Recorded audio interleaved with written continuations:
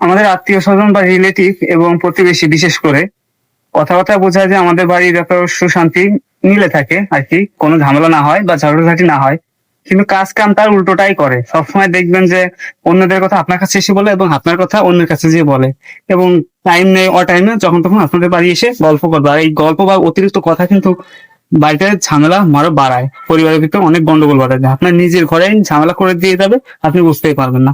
এই কারণে প্রতিবেশী থেকে একটু সাবধান থাকবেন। আর যারা অন্যের কথা আপনার কাছে এসে বলে, মনে রাখবেন তারা আপনার কথা অন্যের কাছে যে বলে, এই কারণে ওদের থেকে সাবধান থাকবেন। কিছু মানুষ বলবে যে তারা আপনার সাথে, কিন্তু साथ हूँ। मैं आपके साथ हूँ। আমাকে একবার ধোকা দেবে, সে আপনাকে বারবারই ধোকা দেবে। সমুদ্রের পানি বলতে এটা জানার জন্য পুরো সমুদ্রের পানি খাওয়ার প্রয়োজন নেই।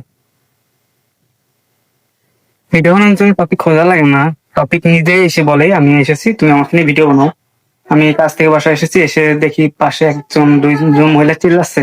তো একজন আরেকজনের এগেনস্টে হয়তো বা কিছু বলছে, এবং সে কি করছে তার অনেক 10-15 বছর পুরনো যদি কোনো খারাপ কিছু থেকে থাকে সেগুলো নিয়ে উঠাচ্ছে, এবং বসে বসে এবং সবাই শুনছে, চিল্লা কথা বলছে।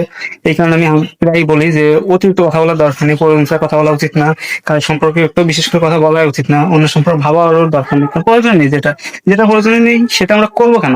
যখনই অন্যের বিষয়ে কথাবার্তা বলবো তখন এটা আস্তে আস্তে করে অনেক সময়, বেশিরভাগ সময় ঝগড়াতে পরিণত হয়ে যায়।